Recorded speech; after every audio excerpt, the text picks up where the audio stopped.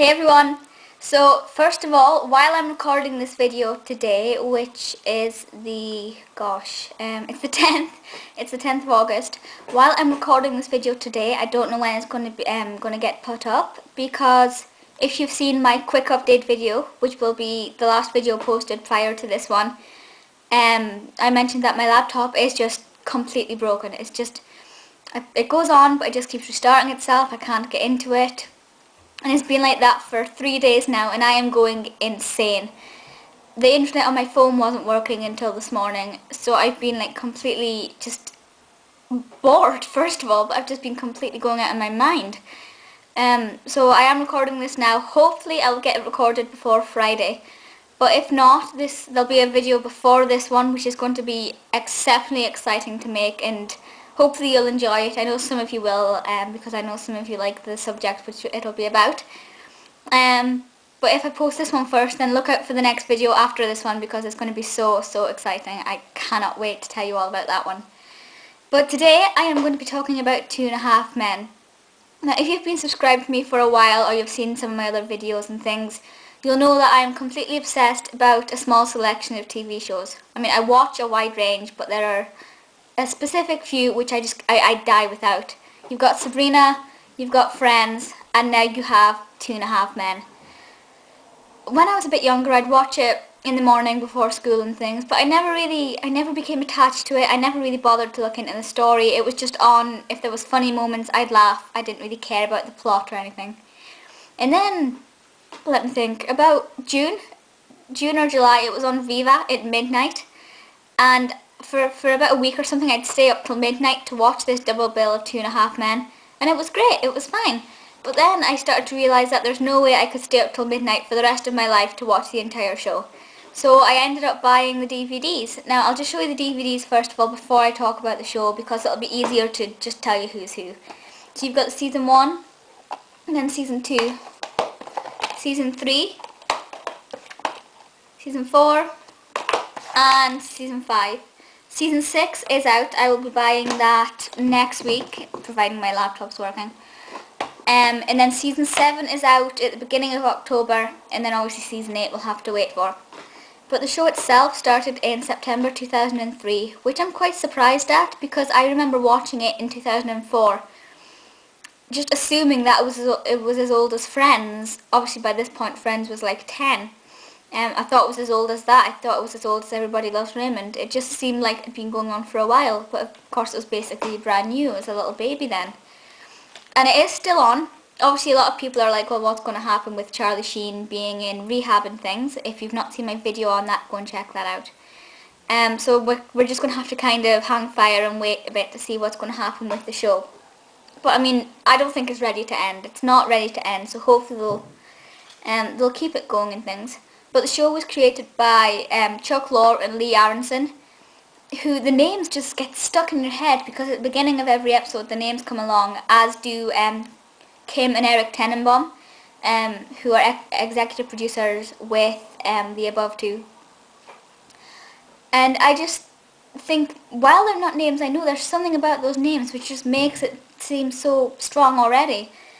I'd kind of heard of Kim and Eric Tannenbaum before, although I think it's just the Tannenbaum bit I'd really recognised from Keith Tannenbaum of the Glass Plastics.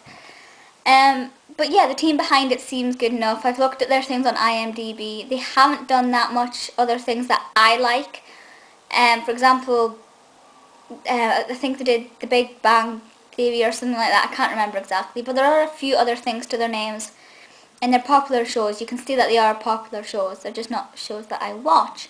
The thing that really caught my attention here, and I know I'm doing a lot of the production before I get in with the actual show itself, but the director of most of these episodes is Gary Halvorson, who most of you may know that I absolutely adore. Gary Halvorson, best director ever.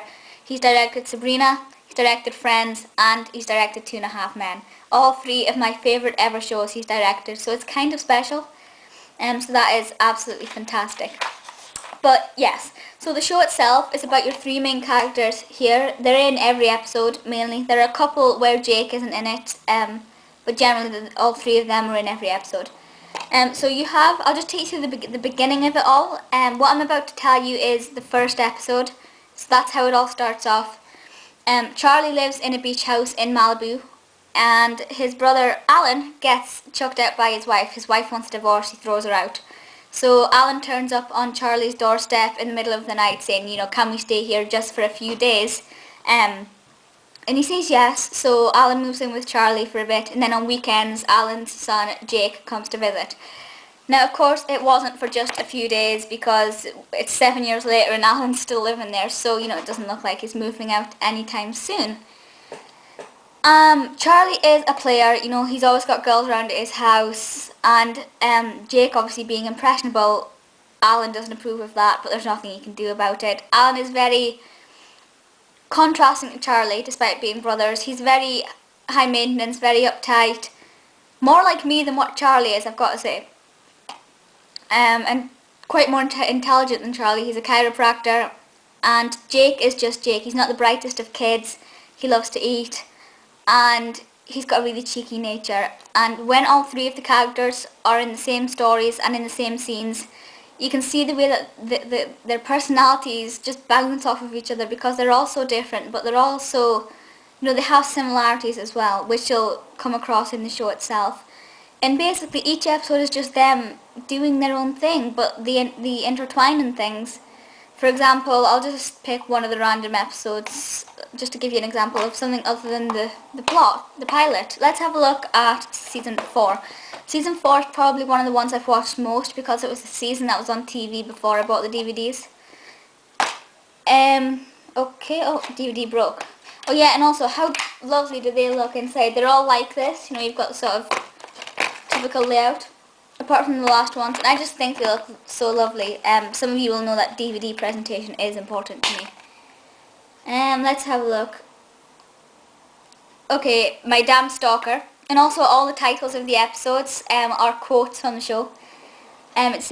So basically in this episode, Alan goes to do online dating and he meets up with a woman from the online dating, and she turns out to be a bit weird.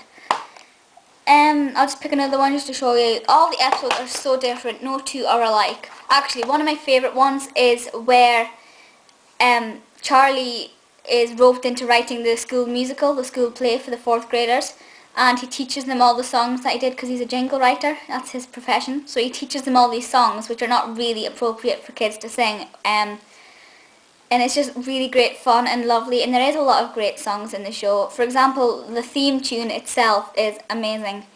I've seen some wonderful versions of it on here. There's one in particular which, if I can find it again, I will link you to it, where people have done a mock of the theme tune, which for those of you who haven't seen it, there's a microphone in the middle and you have Charlie on one side and Alan on the other and Jake behind pretending to sing the theme tune, and it is so lovely. And I've seen a few good ones on here, one especially where the background is black. I will try and give this person credit, or these people credit, for it as soon as I find the link again when I'm back online. But the cast itself, I think, is what makes this comedy so golden and so perfect. You do have your three main, so you've got Charlie Sheen as Charlie, John Cryer as Alan, and Angus T. Jones as Jake. Then you also have, there are so many across all the seasons. There are loads of great cast members who are brought in, sort of guest appearances and things. Then you have Conchata Ferrell, who plays Berta, who is the housekeeper or maid, and she is so hysterical. She's very much sort of, I'm going to use the word butch. I don't want to, but I'm going to. And she is absolutely classical. She is hysterical. I love Berta so much. Then you have Melanie Lynskey, who plays Rose, who is Charlie's stalker. You learn about her quite a lot from the very beginning. And I think Melanie Lynskey is fantastic. I love the character so much. I love the complexity of the character. And I love how mysterious she is, because you never know what she's going to do next or anything. So she is definitely one of my favourites. In one of the seasons, she's not in it much. I won't spoil it by telling you why she's not in it, because the reason she's not in it is quite a shock. But she's not in it for a few of the episodes and things, and you realise how much you miss her. You don't realise how much you need her in the show until she's gone. And then you have Marin Hinkle, who plays Judith, who is Alan's ex-wife. And I'll be honest with you, I'm not a massive fan of the character, but I like having the actress in the show, if you know what I mean. It It really does add to the show, but I could live without the character. If the character was never in the show again, if Judith wasn't in again, I'd be fine with it. You know, it wouldn't really be the end of the world for me. Then you have Holland Taylor, who plays Evelyn, and that is Charlie and Alan's mother. And she's very interesting, to say the least. You know, she's not proud of her two boys, or if she is deep down, she doesn't show that she's proud. She's very into her looks. And she's just a lovely, lovely character. The way she treats Jake is funny, because she treats Jake like a little child, even when he's growing up and things, and he'd do anything to get away with her, and there are certain, get away from her, and there are certain episodes and things where he's being forced to stay at her house for whatever reason. And there's one, there's one really interesting scene, where she asks him if he'd had Sacagawea, and I don't want to spoil it for you, but I've started now, where she asks him if he's had Sacagawea, and he's like, no, and she goes, do you know what Sacagawea is? And he goes, it's a really big bag of Jawea. And that's just absolutely amazing. There's so many funny things in that in that episode alone. I'm sorry. Yeah, I'm going to move on. But go and watch the episode. I can't remember the exact episode, but I will find out for you and let you know which one it is. And then you have April Bowlby, who plays Kandi. And she's a really lovely character. She's very dim, very your stereotypical blonde personality, even though she doesn't have blonde hair. And she's such a lovely character. She's, to be honest with you, I think they maybe milked her a bit too much. She was in it quite a lot, whereas I don't think she was necessarily going to be in it that much. She was Alan's girlfriend, and then, well, I'll leave that there. And I don't think she was the right type of personality for Alan. I don't think that they developed it in the right way, but at the same time, it was still entertaining television. It's not personally how I would have evolved things, but it worked. Then you also have Denise Richards, who's only in it a couple of times, but this is just one of the actresses who stood out. I did not know Denise Richards was in this. She played Lisa in this, I think it's season 1 she's in, and I was like sitting for about 10 minutes, and I was like, I recognise her, I know who she is, who is she? And then it hit me, it's Cassie from Friends, in the one with Monica and Ross's cousin.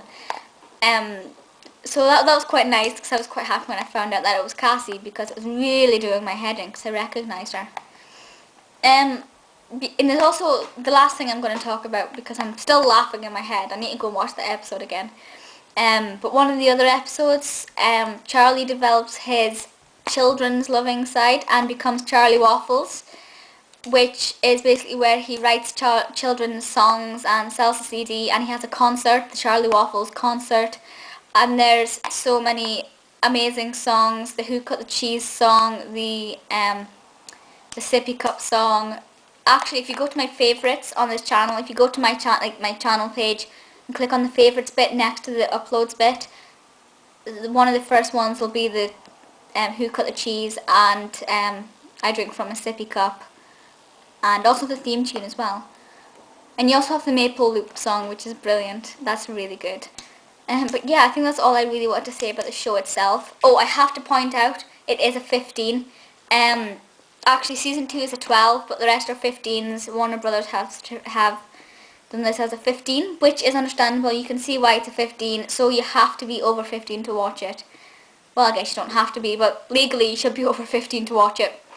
But it is absolutely hysterical in every way. I actually laugh at this more than I laugh at Friends, which is saying something, because I love Friends. I suppose I've sort of milked Friends now for all I can get out of it, because I've watched it non-stop for, 7 years now?